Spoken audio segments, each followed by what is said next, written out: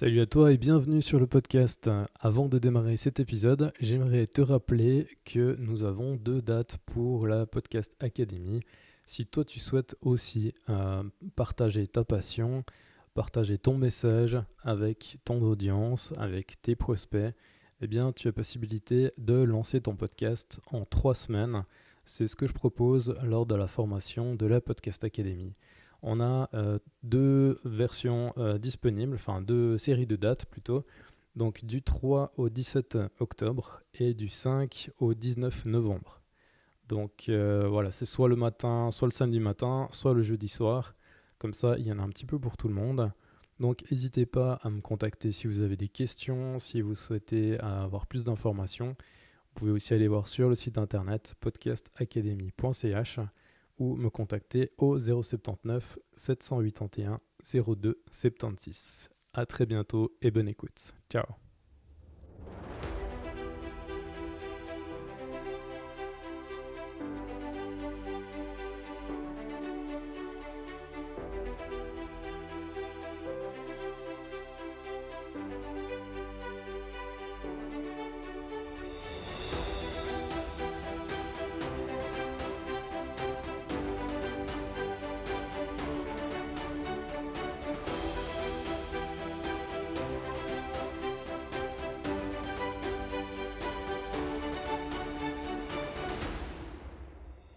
Alors, bienvenue à tout le monde sur le podcast. On est aujourd'hui donc à Coutances pour l'enregistrement du CoffeeCast. Bienvenue à tout le monde. Bonjour, bienvenue, merci. Donc on a aujourd'hui, j'ai le plaisir d'accueillir Alice Egger d'Hélice d'Alice de Bulle, Laurence Mauservet de l'Institut Renaître à Cher, et on a Maya de Rêve de Bulle à Néru, et Mireille Cipot du Sentier du Bonheur à Bulle. Tout le monde va bien ? Oui, ça va bien. Vous êtes bien installés ? Pour le moment, tout va bien. Ok, top. Donc on est parti pour... on en a discuté un petit peu avant de podcast et tout ça, donc c'est votre premier enregistrement de podcast, c'est ça, hein ? Oui. Ok. Alors, on va commencer en fait par les anecdotes, histoire de se détendre un petit peu. Je vous ai envoyé un petit message pour vous proposer de m'envoyer une anecdote à votre sujet ou un fait. Et comme ça permet en fait d'essayer de deviner à qui ça appartient. Alors je vous les lis les 4 déjà pour commencer. La question c'est: qui, étant enfant, accueillait les clients d'un restaurant, les emmenait aux tables et disparaissait jusqu'au moment de payer et débarquait en courant avec la bourse pour encaisser et garder les pourboires. Ensuite, le deuxième, c'est: qui a rencontré un ours lors d'une balade à cheval au Canada? Qui vit dans une famille de 5 générations, qui a 4 petits-enfants, qui ont entre 3 et 12 ans, et une grand-maman de 97 ans? Qui, étant enfant, a été retrouvé par son oncle en train de dormir sur son paillasson? Qui a tenté d'ouvrir une voiture avec un trombone? Alors, on va démarrer par la première. Donc, qui étant enfant accueillait les clients d'un restaurant et les emmenait aux tables, puis disparaissait jusqu'au moment de payer l'addition et de garder les pourboires. Quelqu'un a une petite idée? Bon, comme ça, on dirait peut-être Alice. Alors, effectivement, c'est bien moi. C'est ce que je disais justement à Guillaume, j'avais déjà le sens du commerce déjà petite. Mes parents avaient un hôtel-restaurant à Vichères. Et du coup, c'était quelque chose, c'était en dessous d'une station de ski, donc on avait pas mal de clients. Donc je courais, j'allais vers les gens, je les installais aux tables. Et après, je les laissais faire. Enfin voilà, il y avait les sommelières qui allaient. Puis quand j'entendais l'addition, c'est là où je sortais de mon petit trou. J'allais, je courais, et puis j'allais justement encaisser, et puis je gardais les pourboires. Un petit peu, la sommelière était un peu mécontente, mais moi je riais beaucoup. Et je me suis quand même fait pas mal d'argent. Ok, du coup, est-ce que tu peux nous parler un petit peu de ton activité? Qu'est-ce que tu fais? Comment ça s'appelle? Qu'est-ce que tu proposes? Oui, bah là, en fait, je suis vraiment restée dans le domaine que mes parents avaient, on va dire, débuté, parce qu'ils étaient aussi donc, un peu autodidactes, autant dans la restauration que dans la cuisine du côté de mon papa, comme moi aussi, parce avant d'être dans la cuisine, j'avais une autre profession. Et du coup, en 2012, j'ai ouvert le service traiteur Les Délices d'Alice. Donc, en fait, on travaille exclusivement avec des produits du terroir. On a le label 100% fait maison. Et 4 ans plus tard, donc en 2016, j'ai ouvert la table d'hôte chez Alice. Ok. Dans une ancienne sellerie à Bulle. Donc, c'est vraiment un cadre un peu atypique, assez chaleureux, puis on cuisine devant les gens. Et on a gardé vraiment on a conservé nos valeurs qui sont justement travailler du terroir et des produits 100% de chez nous. Ok, super. Merci. On passe à la deuxième énigme. Qui a rencontré un ours lors d'une balade à cheval au Canada?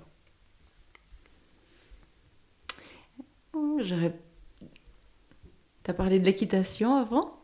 Peut-être toi. T'as demandé à la fille de Guillaume, vu qu'elle faisait du cheval. Non, c'est pas moi.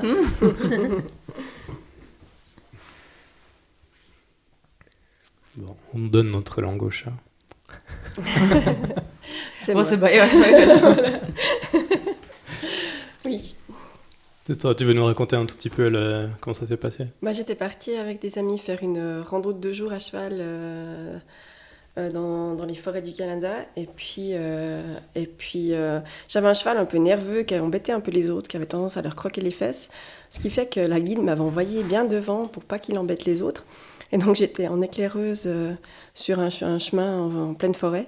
Et tout à coup, mon cheval a commencé à s'exciter un peu. Je me suis dit, mais qu'est-ce que tu as encore qu'est-ce que tu me fais? Et puis bon, je ne suis pas une cavalière émérite. Et puis tout à coup, on s'est retrouvés nez à nez avec un ours. Et on a eu peur tous les trois. Moi, j'ai hurlé. L'ours, il est parti. Le cheval et moi, heureusement, on est restés solidaires. On était dans la même direction. Il ne m'a pas lâché.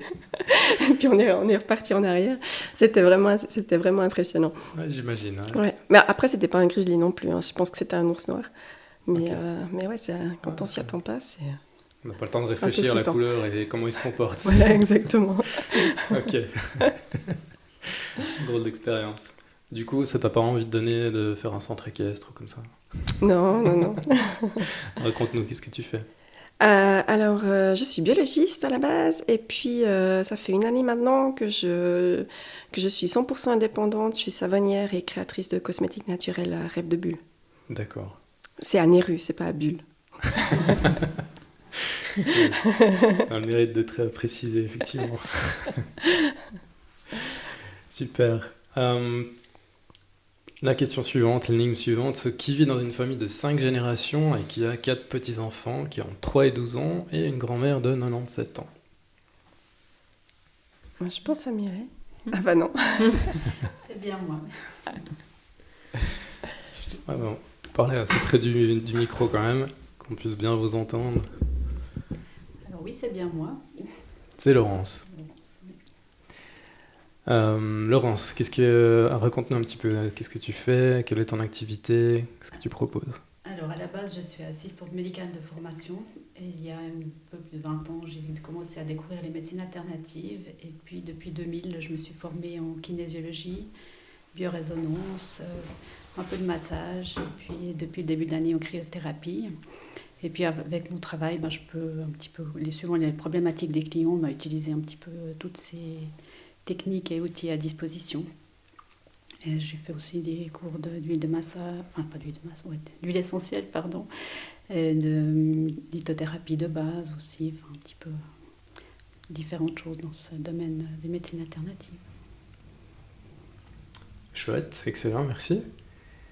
Et la dernière, il y en a encore une après, que j'ai glissée à l'intérieur. Alors, qui étant enfant a été retrouvé par son oncle en train de dormir sur son paillasson? Mireille. Par élimination. Guillaume. Ça aurait pu, hein. Ouais, j'aurais presque dit Guillaume. Je dis jeune adolescent. Faire la fête, se tromper de maison.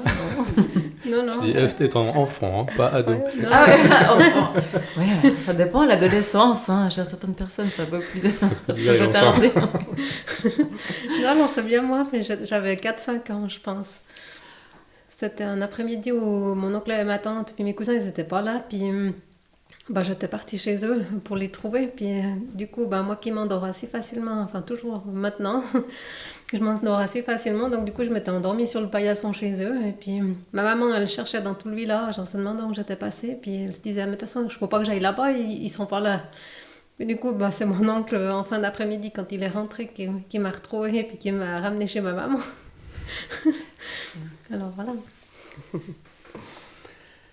Raconte-nous, Mireille, qu'est-ce que tu fais comme activité? Qu'est-ce que tu proposes? Alors moi, je suis comme Maya, je suis aussi savonnière et créatrice de cosmétiques naturels. Ouais. Moi, je suis indépendante depuis début 2018. Ok. Et puis sinon, je fais aussi, je fais des produits, mais je fais aussi des ateliers. Donc, puis l'hiver passé, j'ai fait par exemple les ateliers de savonnerie pour Grangeneuve. Il y avait les dames paysannes qui sont venues pendant l'hiver. Puis elles étaient par 6. Et puis on découvrait en fait comment on faisait une saponification à froid. Ok. Chouette expérience. Oui, c'était une très belle expérience. Ouais. Et finalement, la dernière énigme, vous verrez, vous allez comprendre tout de suite, qui a tenté d'ouvrir la voiture de son voisin avec un trombone? T'avais Oui, quel âge? j'ai eu une période de MacGyver un peu. Quel âge j'avais? Je sais pas, 10 ans, un truc comme ça, je pense. Ça va, c'est pardonnable. Oui, à cet âge-là, ça va. C'était pas encore de la criminalité à cet âge-là. La criminalité commence très tôt. Alors, on va faire un petit tour de table, savoir qu'est-ce qui a été chez vous l'élément déclencheur qui a fait que vous êtes maintenant dans l'activité que vous avez aujourd'hui.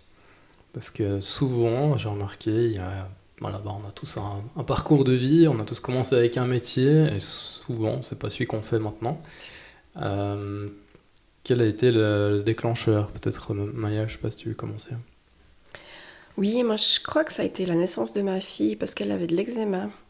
Et puis du coup j'ai commencé à me renseigner, à faire une petite crème.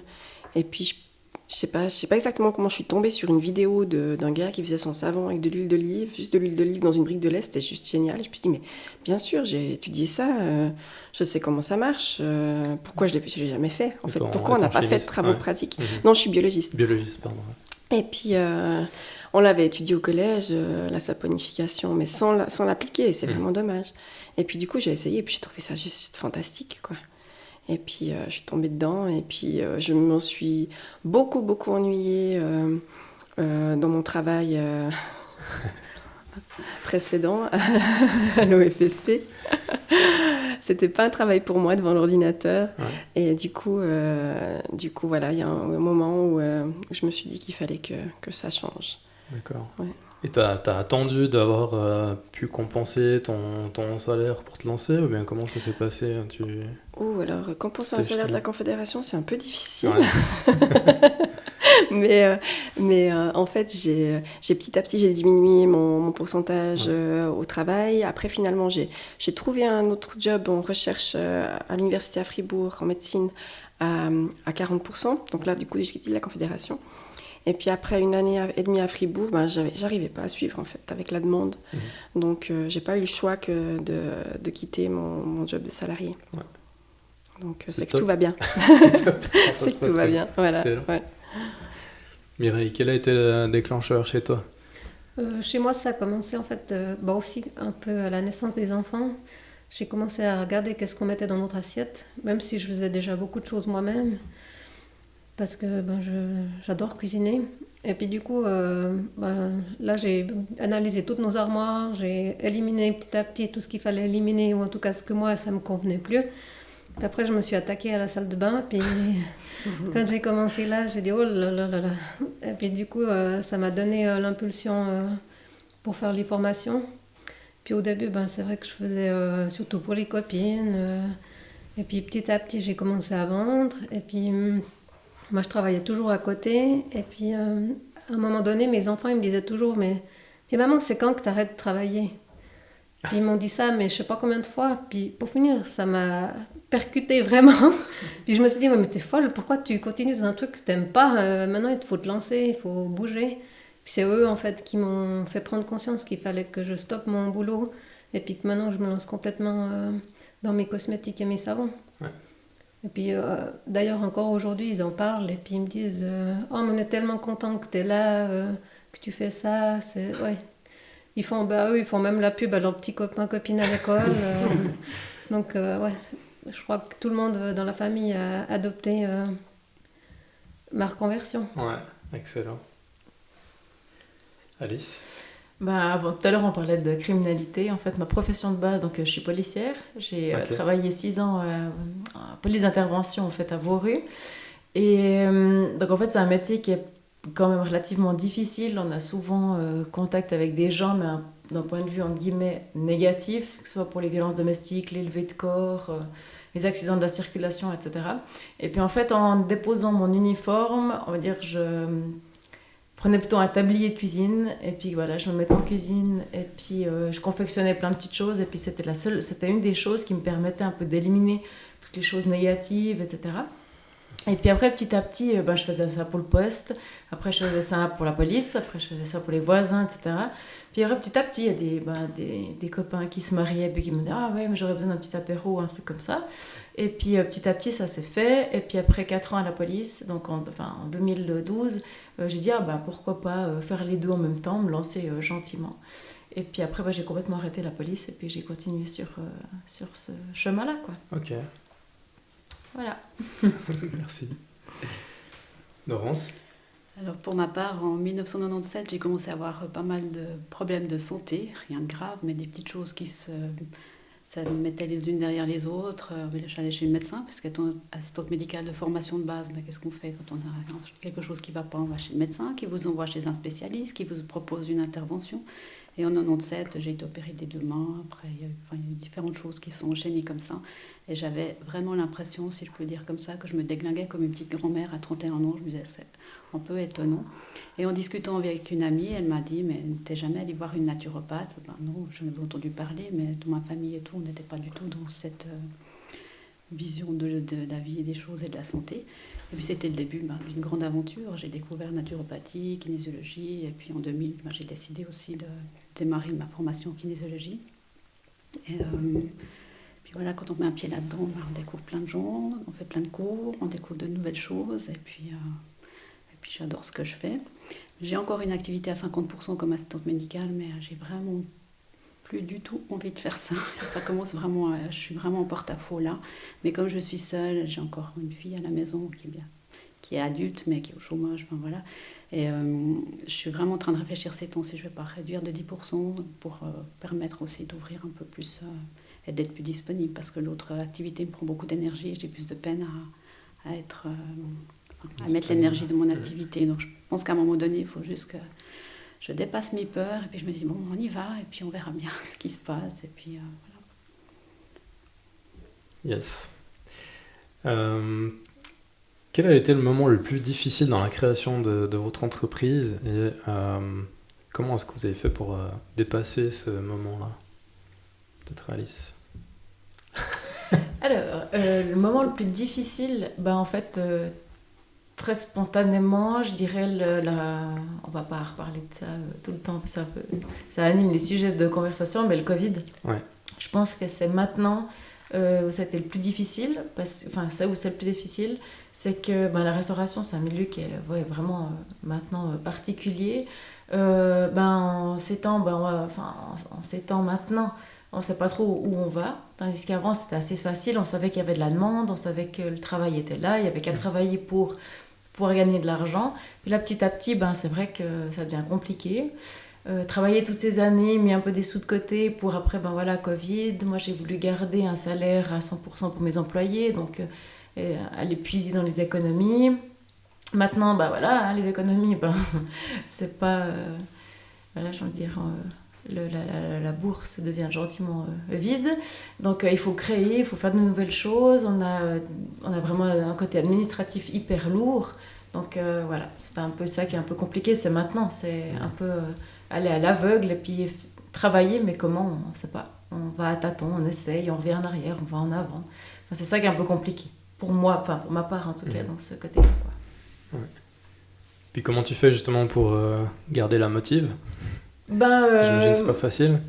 En fait, c'est plus non seulement pour moi, la rémunération n'est pas la motivation, on va dire, primaire ou principale, c'est plus aussi parce que j'ai des employés et en fait on est tellement une bonne équipe, on a tous le smile quand on arrive au job, ils sont même là à vouloir trouver des idées, certes pas toutes constructives et faciles à mettre en place, mais voilà, c'est cette dynamique-là je pense.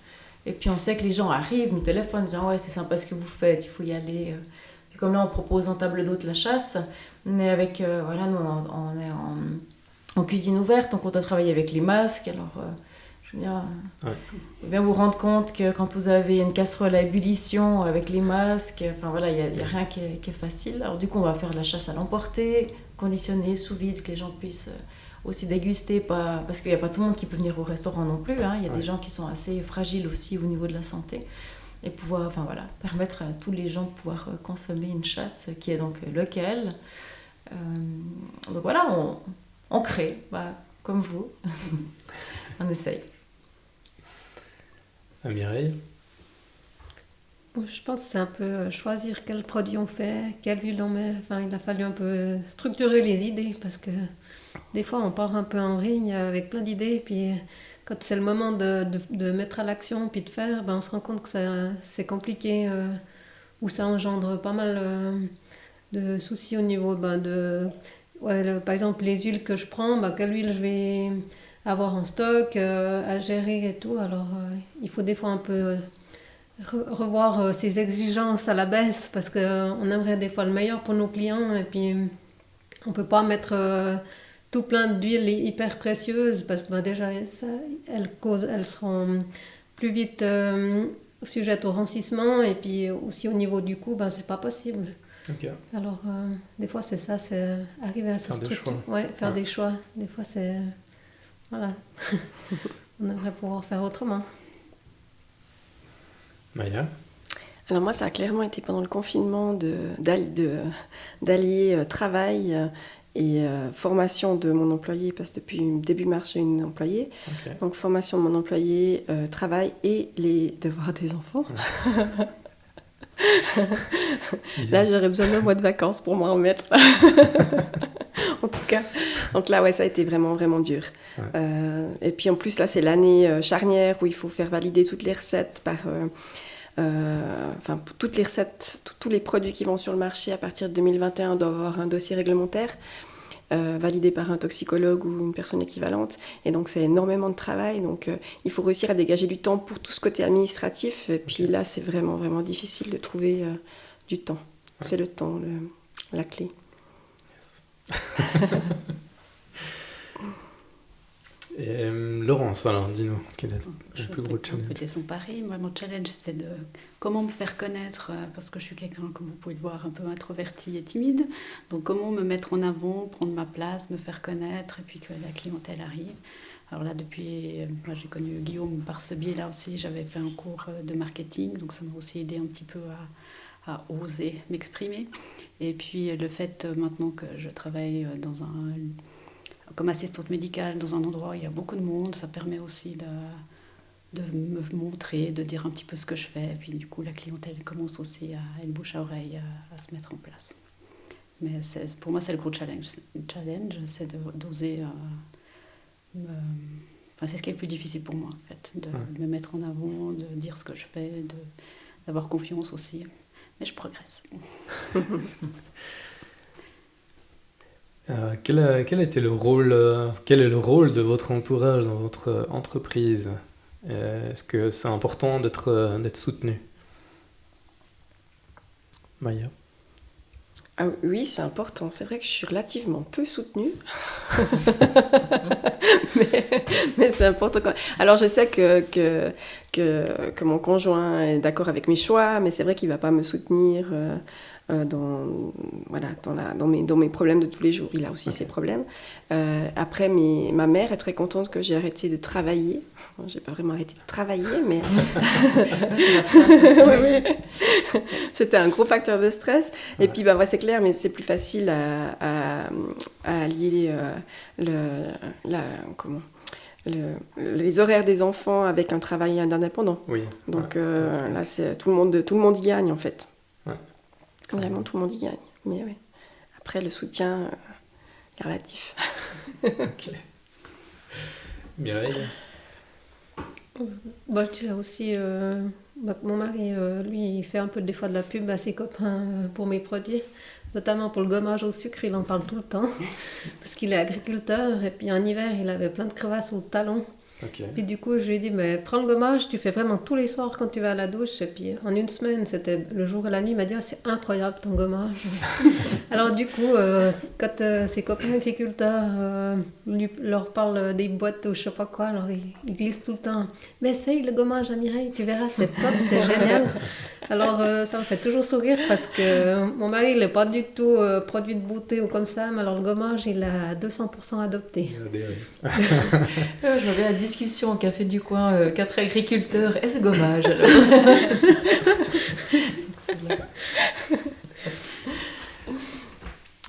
Laurence Alors, au niveau du soutien, du côté de mon père, pas du tout, parce que pour lui, je travaille pas, c'est pas un travail.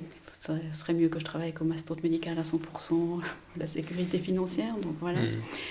Du côté de ma mère, elle vient volontiers faire des séances de biorésonance et tout, donc ça va pas, ils viennent, mes enfants et petits-enfants aussi, donc ils apprécient beaucoup de pouvoir bénéficier de tous ces soins. Ouais. Et, donc c'est sympa. Alice? Je pense qu'un soutien familial c'est pas extraordinaire. Ma maman qui travaille en fait aussi un petit peu... Enfin non, je dois pas le dire parce qu'elle a la retraite et puis elle a repris sa retraite. Mais non, elle vient travailler un petit peu puis elle est à fond derrière moi, oui bien sûr, parce que je suis sa fille. Mais c'est clair que c'est pas un monstrueux soutien, on va dire financier de toute façon pas. Après c'est un soutien moral. Mais je vois énormément sa crainte en fait dans ses yeux par rapport à ce qu'on vit maintenant. Mais sinon je dirais plutôt un soutien... vraiment des amis qui sont là à venir aussi manger, à vouloir commander, à vouloir faire un peu de la pub. À vouloir... comme là, j'ai une de mes potes vraiment très proches qui s'occupe de ma page Facebook, parce que je suis vraiment nulle en informatique et en réseaux sociaux, ça c'est la cata. Mais sinon, c'est plus un soutien des gens qu'on aime. Et puis en fait, c'est ce que je dis toujours, on crée sa famille, il y a une famille de base, mais après on crée mes proches sont plus... Enfin, voilà, mes amis sont plus proches que certains de ma famille. Quoi. Alors oui, ma famille me soutient énormément. J'ai des gens incroyables autour de moi. Chouette. On a parlé un petit peu avant du Covid et de quelques challenges que ça a mis. Est-ce qu'il y a un truc que vous avez dû imaginer vous n'auriez jamais fait autrement sans le Covid en fait? Quelque chose que vous avez dû créer spéciaalement?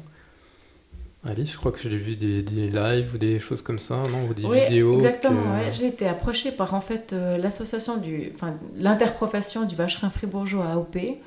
Donc on a dû faire, j'ai dû créer en une semaine, enfin même pas en 4 jours, 10 recettes différentes pour pouvoir proposer aux gens qui étaient à la maison, autant des recettes pour les enfants que pour les adultes, avec une matière première qui est assez relativement facile à travailler, qu'on peut trouver dans tous les commerces.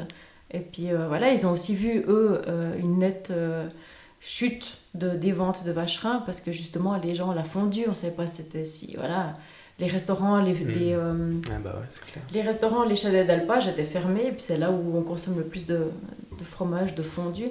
Donc là, ils ont aussi, eux, dû se retourner.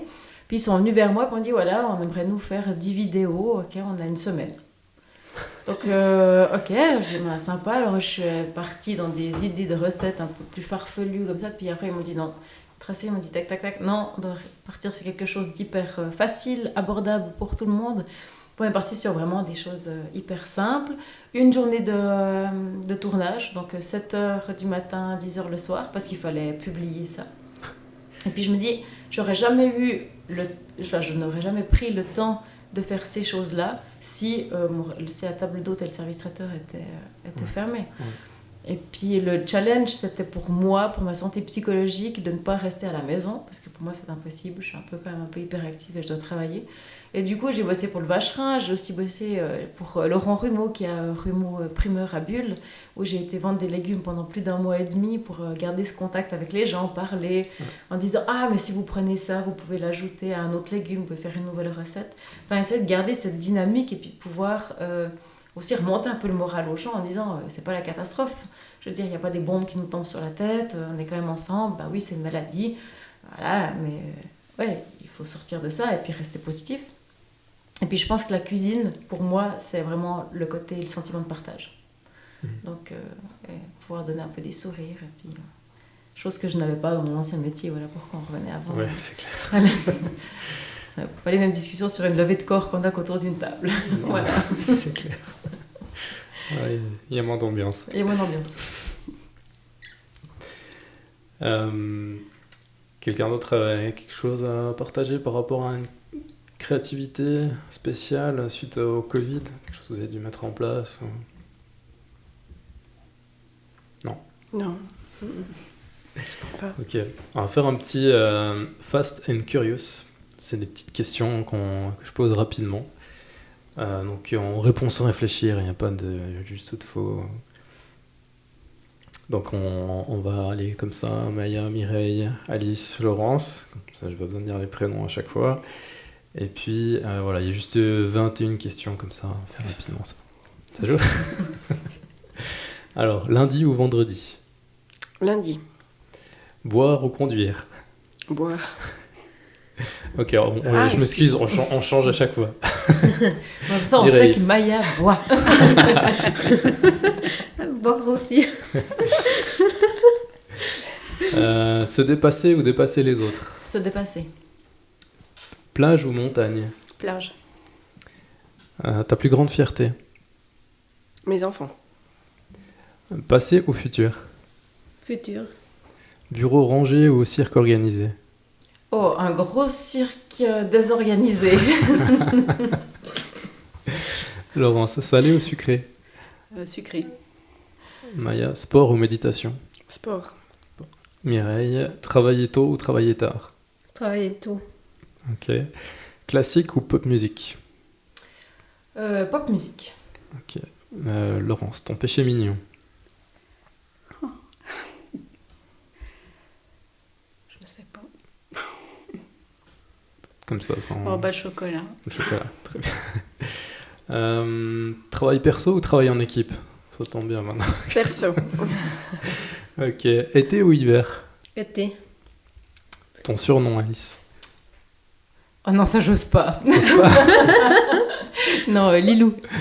Ok. Laurence, Excel ou Word? Word. Savon liquide ou solide? Solide. Ordinateur ou papier? Papier. Sushi ou sandwich? Aucun des deux. Ok. Grande surface ou magasin vrac?